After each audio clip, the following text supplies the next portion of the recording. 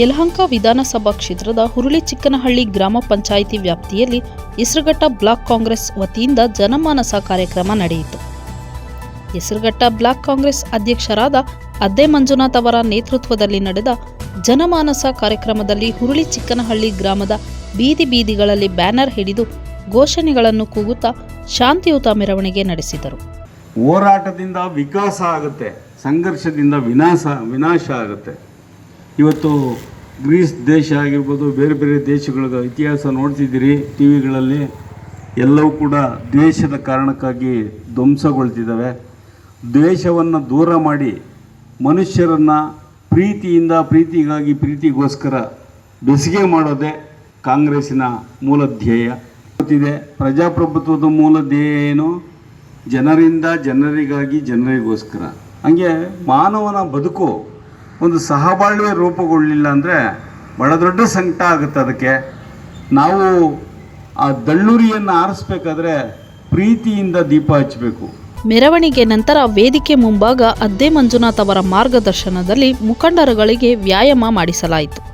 ಸ್ನೇಹಿತರೆ, ಇವತ್ತಿನ ದಿವಸ ಈ ಜನಮಾನಸ ಕಾರ್ಯಕ್ರಮ ನಮ್ಮ ಹೆಸರುಘಟ್ಟ ಬ್ಲಾಕ್ ವ್ಯಾಪ್ತಿಯಲ್ಲಿ 3ನೇ ಒಂದು ಕಾರ್ಯಕ್ರಮ ಆಗಿರ್ತದೆ.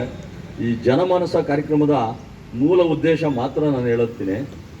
ಮೊದಲನೇದಾಗಿ ನಾವಿವಾಗ ಪಥಸಂಚಲನ ಅಥವಾ ರ್ಯಾಲಿ ಮಾಡ್ತೀವಿ ಊರಲ್ಲಿ. ಅದರ ಉದ್ದೇಶ ಏನಪ್ಪ ಅಂತಂದರೆ, ನಮ್ಮ ಕಾಂಗ್ರೆಸ್ನ ಕಾರ್ಯಕರ್ತರು ಹಾಗೇನೆ ಶೋಷಿತ ವರ್ಗದವರಿಗೆ ನಾವಿದ್ದೀವಿ ಅನ್ನೋ ಒಂದು ಸಂಕೇತನ ನಾವು ತೋರಿಸ್ಬೇಕು. ನಾವು ನಿಮ್ಮ ಜೊತೆಲಿ ಇರ್ತೀವಿ ಅನ್ನೋ ಒಂದು ಸಂಕೇತನ ತೋರಿಸೋದಕ್ಕೋಸ್ಕರವಾಗಿ ನಾವು ಇವತ್ತಿನ ದಿವಸ ಈ ಪಥಸಂಚಲನ ಇಟ್ಕೊಂಡಿರ್ತೀವಿ.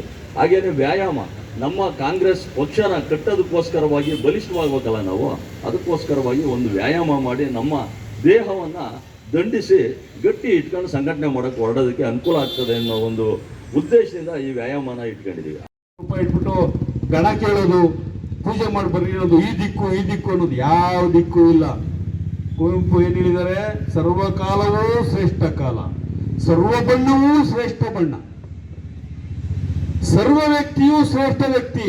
ಅವನು ದುಷ್ಟತನ ಬೆಳೆಸ್ಕೊಳ್ಳದೆ ಇದ್ರೆ, ದುಷ್ಟತನ ಕ್ರಿಮಿನಾಲಿಟಿ ಬೆಳೆಸ್ಕೊಂಡ್ಮೇಲೆ ಅವನು ಬೇರೆ.